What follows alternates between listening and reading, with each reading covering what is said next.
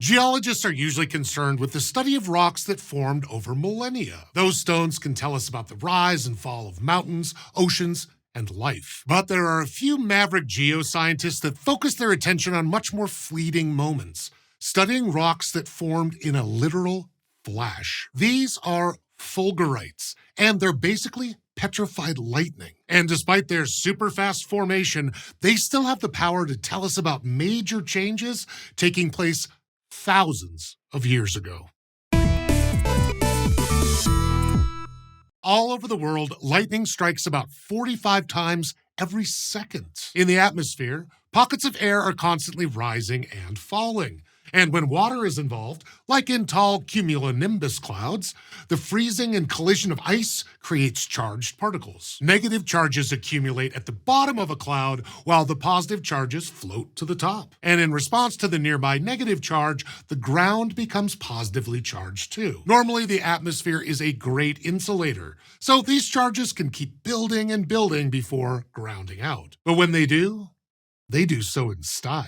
Voltages of up to 1 billion volts will flow towards the ground in each lightning strike, generating currents as high as 30,000 amps for less than a quarter of a second. Compare that with a household supply of just 120 volts and 15 amps, and it's clear that this is far more than a flash in the pan. Lightning discharges concentrate all their energy at a single point in the ground, instantaneously heating it by thousands of degrees. The strike will immediately burn anything flammable or melt anything non-flammable, including rock. But since it's all over in a flash, that melted rock quickly cools to normal air temperatures. What's left behind is known as fulgurite, a hollow tube whose surface is glassy that cooled too quickly to create any real crystal structures. Beyond their formation in lightning strikes, there is very little else that unites the fulgurites, since location, duration, and conditions differ for every one. Many are small enough to hold in the palm of your hand, but some can reach a meter or more in length. The longest that's been found was in Florida, stretching more than 5 meters. And the lightning's path through the ground determines their shape. Water in the ground can have a major effect on its conductivity, so the fulgurite left behind can go straight, bend, or even branch as the voltage spreads out under unique conditions each time. Finally, since lightning can strike anywhere, a fulgurite's chemical makeup is determined by the composition of the ground where the bolt hits. Both sand and rock fulgurites are common. And since silica is a major component of both of these, the tubes they leave behind are often made from fused grains and a silica glass called Le Chatelierite. But you can also get fulgurites from soil, or without any Le Chatelierite at all if they strike rocks like limestone. Being able to hold a bolt of lightning, or at least its scar, is pretty cool in itself. But geologists studying fulgurites are able to do a lot more with them. They're found wherever they formed.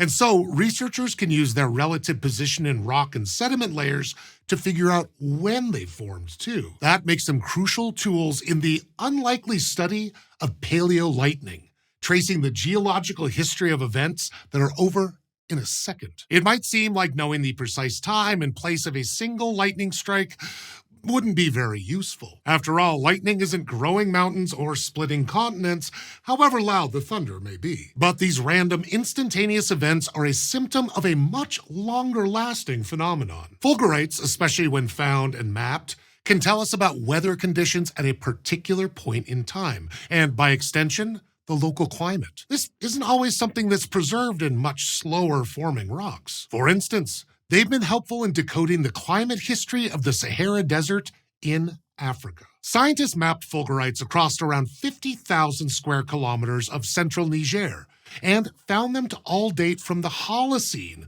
around 15,000 years ago. The fact that these fulgurites are there at all suggests a climate very different from today. These latitudes are now hyper-arid, receiving an annual rainfall of less than 20 millimeters per year. That's less than New York City can get in a single week in the spring. But the presence of fulgurites suggests that 15,000 years ago, there were a lot of thunderstorms here.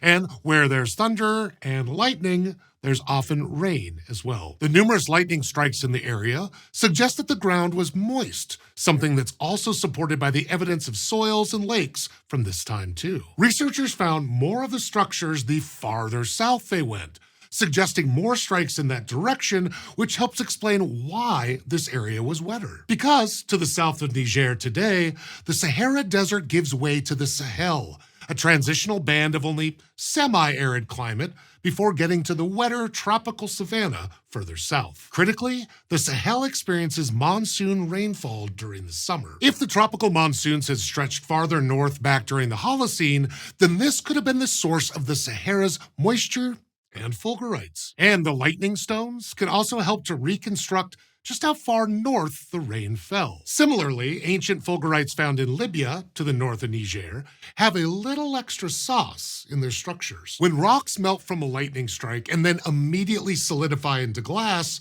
they can trap bubbles of air, which are basically tiny snapshots of the atmosphere at that time. Researchers have measured the composition of carbon dioxide inside those bubbles and found them to have the characteristic fingerprint of an active plant ecosystem, just like that found in the Sahel today. With this in mind, it seems that 15,000 years ago, the wetter Sahel climate reached at least 650 kilometers farther north than it does today. In this way, Saharan fulgurites become a key piece of evidence in reconstructing a warm, wet period during the Holocene that scientists called the African humid period. Researchers think that the shifting of the climate zones was linked to periodic changes in the Earth's orbit around the sun. Essentially, the tilt of the planet's rotational axis and its elliptical orbit aligned to make summers more intense than they are today, driving an expansion of the tropics and the migration of the Sahel. So, petrified lightning just a few centimeters long and formed in a flash